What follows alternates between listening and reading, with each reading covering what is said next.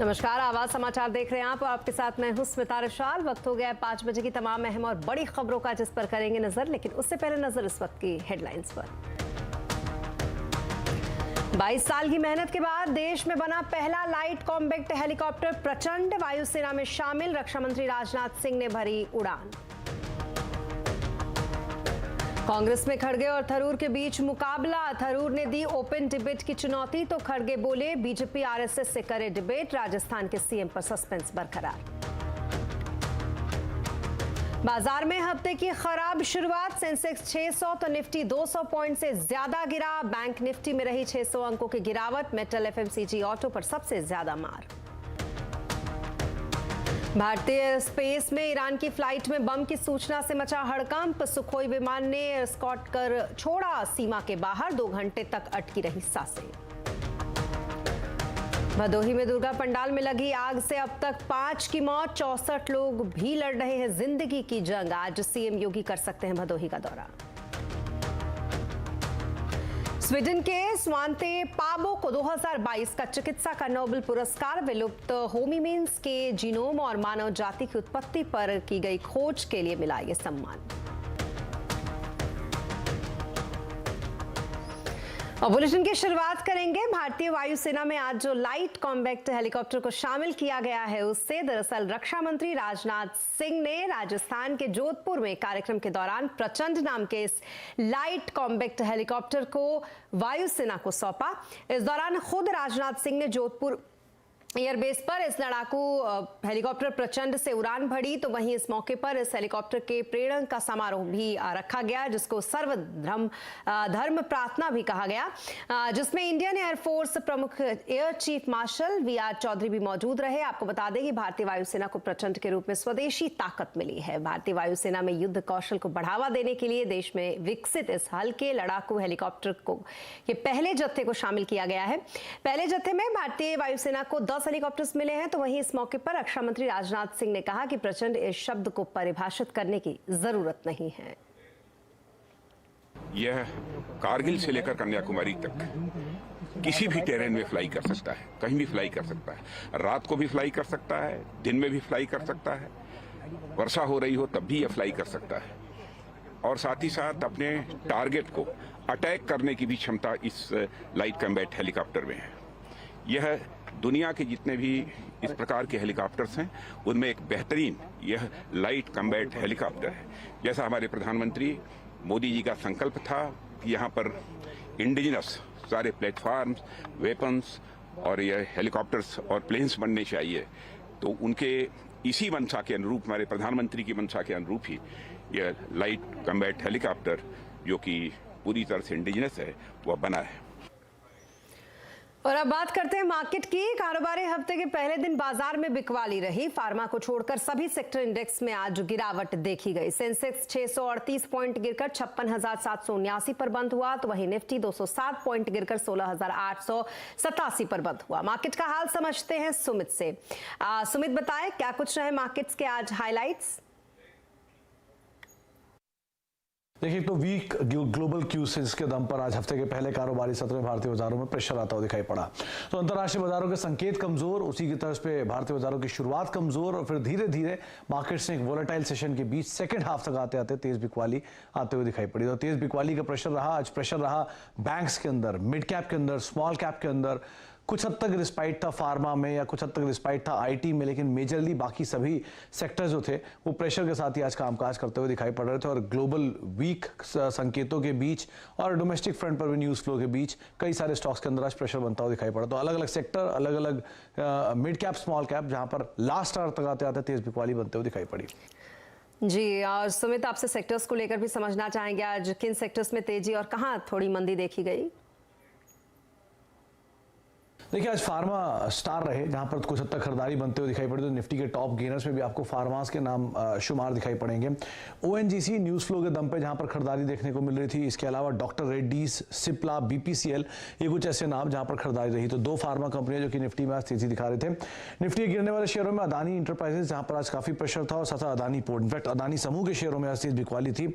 Eicher motor करीब 6.25% नीचे sales के नंबर्स के बाद। टाटा कंज्यूमर करीब 3% बिकवाली यहां आते हुए दिखाई पड़ी।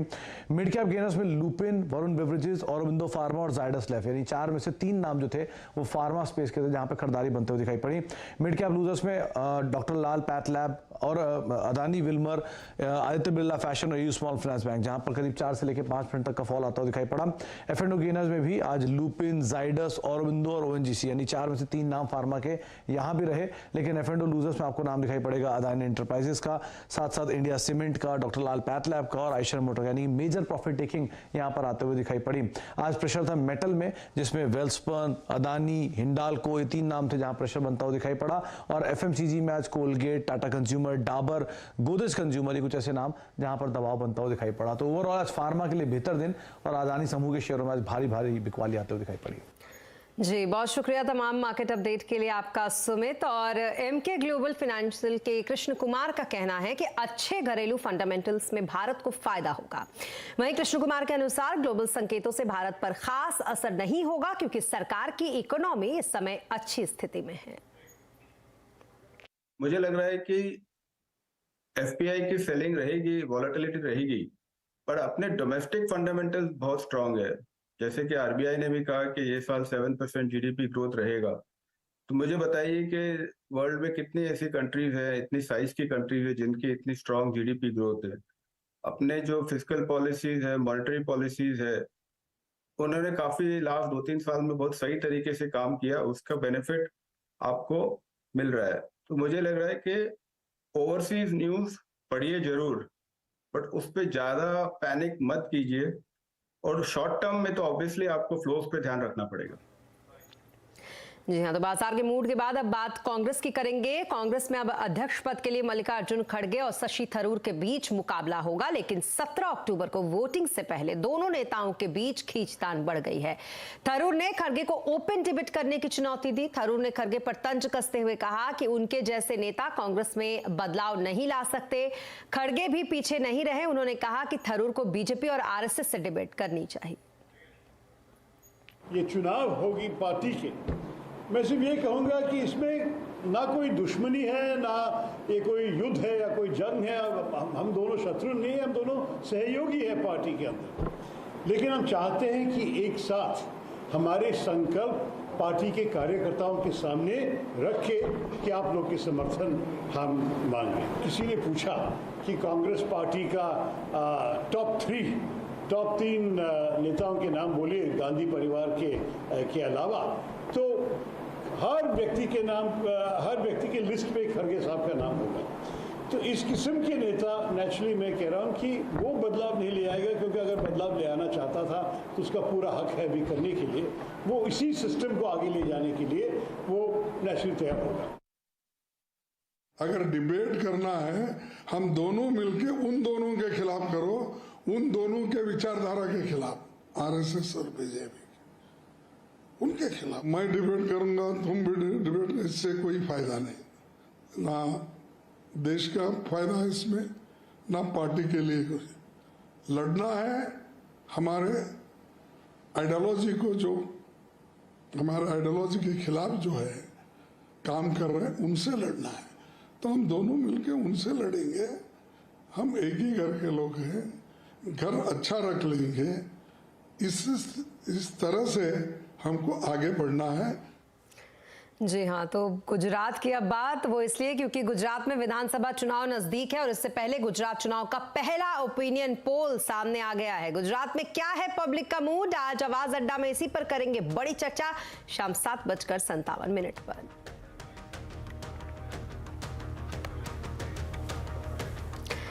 और अब बात टेलीकॉम रेगुलेटरी ट्राई। उपभोक्ताओं के लिए KYC को लेकर ट्राई जल्द ही कंसल्टेशन पेपर जारी करेगा। ट्राई चेयरमैन PD वघेला ने आज आवाज के साथ खास बातचीत में कहा कि व्हाट्सएप और टेलीग्राम पर भी रेगुलेशन होगा। साथ ही डाटा सेंटर को लेकर 10 से 15 दिनों में सिफारिशें जारी हो जाएंगी। इंडिया मोबाइल कांग्रेस में ट्राई चेयरमैन से एक्सक्लूसिव बातचीत की हमारे संवाददाता असीम मनचंदा ने। इसी एक हमको रेफरेंस किया है टेलीकॉम डिपार्टमेंट ने, वो है कॉलर आईडी का हमको एक रेफरेंस किया हुआ है। तो उसमें अभी काम चल रहा है। हमने जो विश्व में अलग अलग टेक्नोलॉजी जो अवेलेबल है, ऑप्शंस अवेलेबल है, उसका स्टडी किया है। तो जितना बने इतना जल्दी वो कंसल्टेशन पेपर निकल जाएगा। गवर्नमेंट हमको कोई भी रेफरेंस भेजते हैं तो हमारा क्या है, सबसे पहले हम रिसर्च करते हैं पूरे विश्व में उसका कैसे इसको हैंडल किया गया ये भी हम सोचते समझते हैं, एक्सपर्ट से बात करते हैं, बाद में हम उसका पूरा एक कंसल्टेशन पेपर बनता है। तो इस पर भी काम चल रहा है। तो जिससे काम हो जाएगा, हमारा पूरा तैयारी हो जाएगा, रिसर्च हो जाएगा, इश्यू को हम समझ लेंगे, बाद में कंसल्टेशन पेपर निकालना। डेटा सेंटर का तो जल्दी ही हो जाएगा, मुझे लगता है कि 10-15 दिन में निकाल देंगे। और टेलीकॉम कंपनियां 5G सेवाओं के रोल आउट के लिए पूरी तरीके से तैयार हैं। टेलीकॉम सेक्रेटरी के राजा रमण ने आवाज के साथ खास बातचीत में कहा कि सरकार ने टेलीकॉम कंपनियों के लिए रेगुलेटरी बाधाएं दूर की हैं। इंडिया मोबाइल कांग्रेस में टेलीकॉम सेक्रेटरी से एक्सक्लूसिव बातचीत के हमारे संवाददाता असीम मनचंदा ने। हमारा जो रूल्स का अमेंडमेंट हुआ है ये तो भी इंडियन टेलीग्राफ का एक्ट के माध्यम से ही हुआ है। So the Indian telegraph ROW rules has been published under the telegraph act. So therefore it has got legal backing, there is no problem at all, but we are working with the state government so they also provide the legal backing, because currently they are doing it as part of the amendment of their policy. So उनको भी कर चुका है। I mean, I think state governments are also likely to carry out necessary changes in their in the structure of the framework. अभी तो the consultative phase is on. So हम सारे stakeholders से comments ले रहे हैं। So इसके बाद हम I mean सारे comments के मिलने के बाद we will have a sitting, a round table with all the stakeholders once again, and then prepare a revised draft which will take into account all the concerns. So at the end of the day, I think what we want to the telecom bill to do is to create a new wave of reforms, a new wave of technology development, a new wave of services to be unrolled in this country over the next 30, 40, 50 years. So India's vision of 2047 needs to be achieved by this new telecom bill, and that will be our effort. देश में 5G का आगाज हो चुका है। 5G technology में सिर्फ रफ्तार के अलावा और भी बहुत कुछ है। दिल्ली में चल रही इंडियन मोबाइल कांग्रेस में 5G की ताकत के लिए शानदार यूज केस दिखाए जा रहे हैं। यहां पर मौजूद जियो ट्रू 5G और मेडुलेंस ने मिलकर एक 5G अनबिल्ड एम्बुलेंस पेश की, जो कि अपने आप में किसी अस्पताल से कम नहीं है। इसका जायजा लिया हमारे संवाददाता रोहन सिंह ने, आप भी देखें। ये एम्बुलेंस जो हमारे पीछे आप देख रहे हैं ये काफ़ी खास है।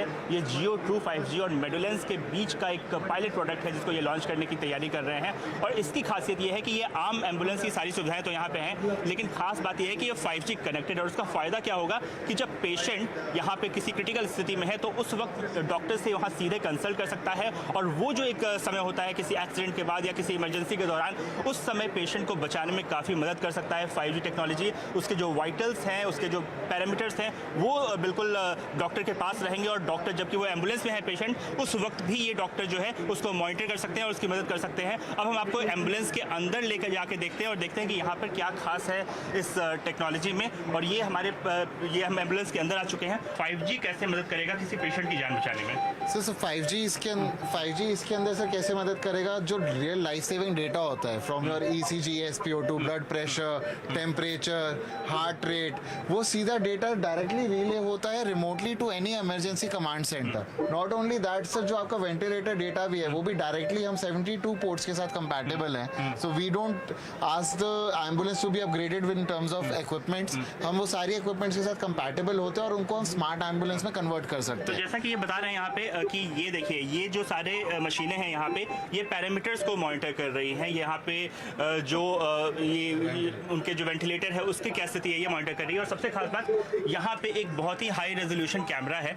इससे जो डॉक्टर्स हैं वो सीधे यहाँ पे मॉनिटर कर सकते हैं। हमारे पास PTZ कैमरा इंस्टॉल्ड है इसमें, हाई डेफिनेशन। तो ये पूरा कंट्रोल डॉक्टर के पास रहता है। डॉक्टर इसको मूव कर सकता है, फोकस कर सकता है, जूम कर सकता है पेशेंट के वुंड के ऊपर, और पैरामेडिक को लाइवली बता सकता है कि क्या है। उधर noise cancellation mic plus speaker लगा हुआ है जिसके अंदर हम एक्स्ट्रा आवाज वगैरह जो ट्रैफिक की, रोड वगैरह की आती है वो भी हम कैंसिल कर देते हैं। तो इसके अंदर क्या होता है सर, जब भी एक हॉस्पिटल एक डॉक्टर जो बैठा हुआ है वो एक पेशेंट को इतना बेटर केयर दे सकता है जो कि पॉसिबल नहीं है सिर्फ एक पैरामेडिक के साथ। तो जैसा कि ये बता रहे हैं कि ये कहने को तो एम्बुलेंस है, लेकिन असल में ये एक तरह का मिनी हॉस्पिटल है। यहाँ सारी सुविधाएं हैं, अगर इमरजेंसी में कोई पेशेंट है तो उसकी मदद करने के लिए, और ये सब संभव हो सका है 5G टेक्नोलॉजी की वजह से। और यहाँ ये और ऐसे कई सारे प्रोडक्ट यहाँ पे डिस्प्ले में हैं। कैमरामैन नरेश के साथ रोहन सिंह, दिल्ली। और आज कंज्यूमर अड्डा में 5G पर होगी आगे की बात। देखेंगे कैसे 5G लेकर आ रहा है एक नई क्रांति जिसमें सिर्फ स्पीड से ज्यादा और बहुत कुछ है।